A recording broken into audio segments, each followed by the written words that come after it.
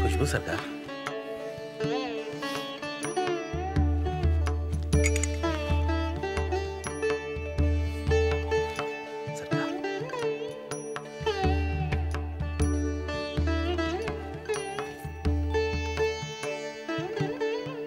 सुनिए,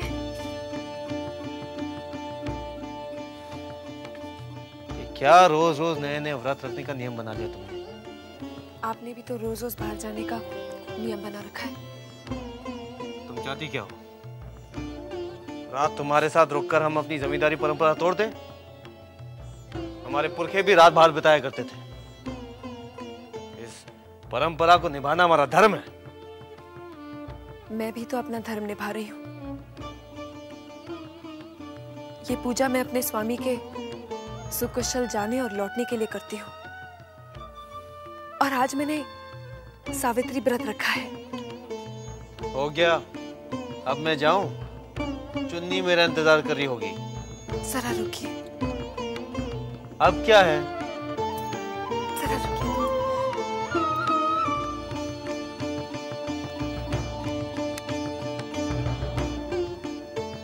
ये लीजिए। ये क्या है? प्रसाद है चुन्नी के लिए। तुम चुन्नी को प्रसाद दोगी? तो क्या हुआ? इस व्रत का प्रसाद सब में बांटा जाता है और भगवान के प्रसाद में न ऊंच नीच देखी जाती है न छोटा बड़ा, सबको बराबर देखा जाता है। दे दीजिएगा।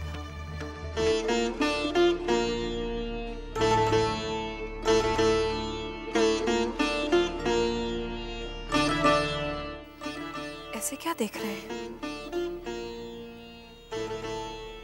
कुछ नहीं।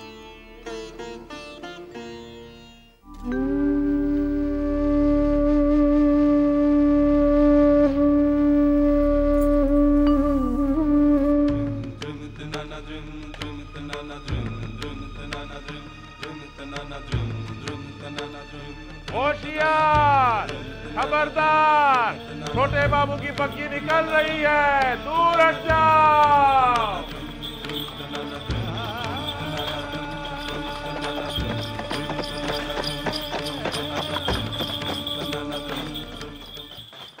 तुम्हारी बहन राधा जब जिंदा थी तब हमेशा तुम्ही को लेकर चिंतित रहा करती थी। कहती थी मेरा भैया भूतनाथ कलकत्ते आना चाहता है, बहुत मन है उसका, उसे यही कहीं नौकरी दिलवा दो। उन दिनों वो गर्भवती थी, बच्चे को जन्म देते ही चल बसी। उसके जाने के बाद से मेरा मन भी उचाट हो गया। मैं गुरु परमहंस जी की शरण में चला गया। वहां से वापस लौटने का मन नहीं था, लेकिन लौटना पड़ा। तुम्हारी बहन राधा को तुम्हें कलकत्ते बुलाने का वचन जो दिया था मैंने,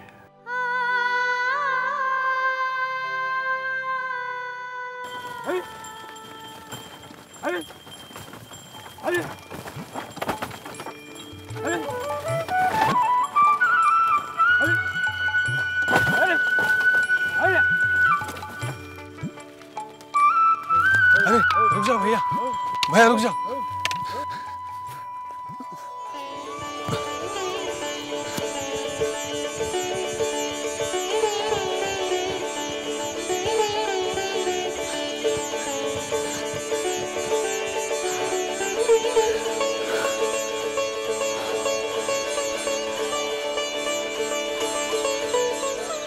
कैसी है राधा?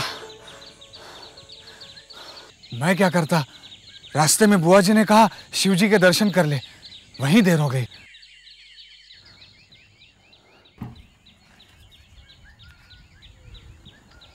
राधा मैं सच कह रहा हूं, इसमें मेरा कोई दोष नहीं है। तू चाहे तो बुआ जी से पूछ ले। मुझे किसी से कुछ नहीं पूछना। क्या बात है, मेरी बेटी गुस्सा हो गई है? जरा देखूं तो। अरे ये तो हंस रही है। बस बस बस, जीती रहो, खुश रहो बेटी, खुश रहो। क्यों, बुद्धू बन गए ना भूतो भैया?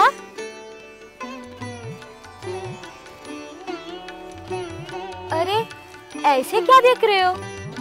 देख रहा हूँ शादी के बाद मेरी बहन कितनी सुंदर हो गई है, थोड़ी मोटी भी हो गई है ना बुआ जी?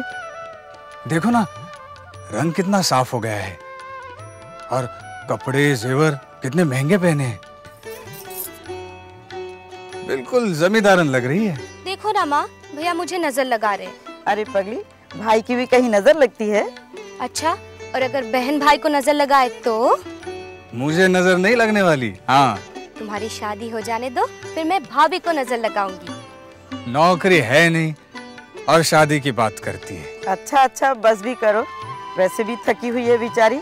घर चलो। हाँ, घर चल के बातें करते हैं। लो चलो चलो चलो। राधा, जीजा जी कैसे हैं?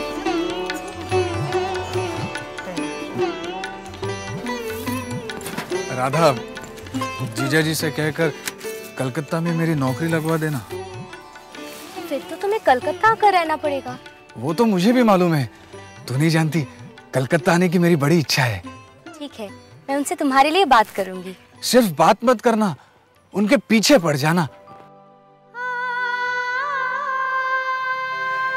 चलो हाथ मुंह धो लेते हैं, कल सुबह तुमको जाना भी है मेरे साथ मोहिनी सिंदूर के कार्यालय में।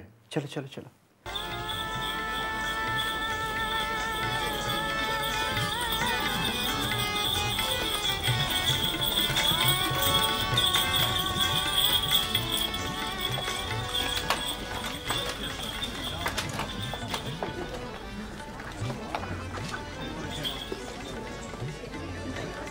आइए हुजूर, आइए।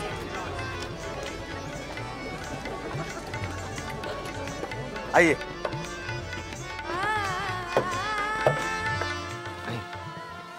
बैठिए। हाँ, चुन्नी बाई कहाँ है? जी वो श्रृंगार कर रही है।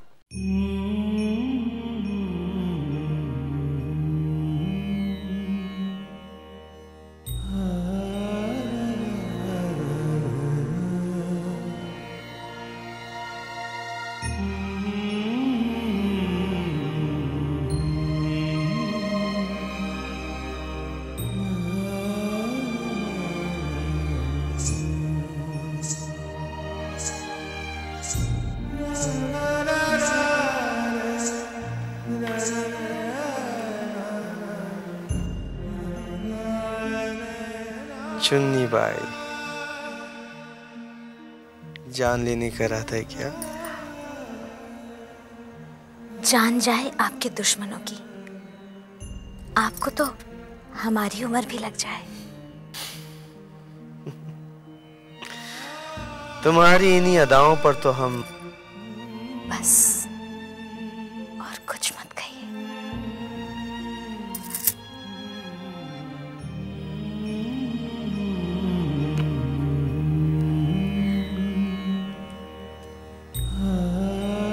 अरे हाँ, याद आया, ये तुम्हारे लिए। ये क्या है?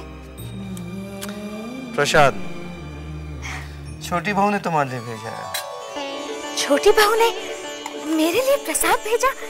विश्वास नहीं होता। अरे भाई, इसमें विश्वास ना करने जैसी कौन सी बात है? नहीं, इससे पहले ऐसा कुछ नहीं हुआ, इसलिए। वृंदावन, वृंदावन। छोटी बहू रानी, क्या आपने छोटे बाबू को चुन्नी के लिए प्रसाद दिया है? हाँ। छोटे बाबू चुन्नी को प्रसाद देंगे ना? क्यों नहीं देंगे? लेकिन तू ऐसा क्यों पूछ रही है? छोटी बहू रानी, वो चुन्नी ही है जिसने छोटे बाबू को आपसे छीन रखा है। हो सकता है वो मुझसे ज्यादा सुंदर हो। आपके पैर की धूल भी नहीं है वो। छोटी बहू रानी, क्या आप जानती हैं मैं क्या सोच रही हूँ? क्या सोच रही है चिंता? अगर आप चाहें तो बड़ी आसानी से अपने रास्ते के कांटे को दूर कर सकती हैं। कैसे? जिस तरह आपने आज छोटे बाबू को चुनने के लिए प्रसाद दिया है, उस तरह एक दिन और दे दीजिएगा, लेकिन उसमें जहर मिला के।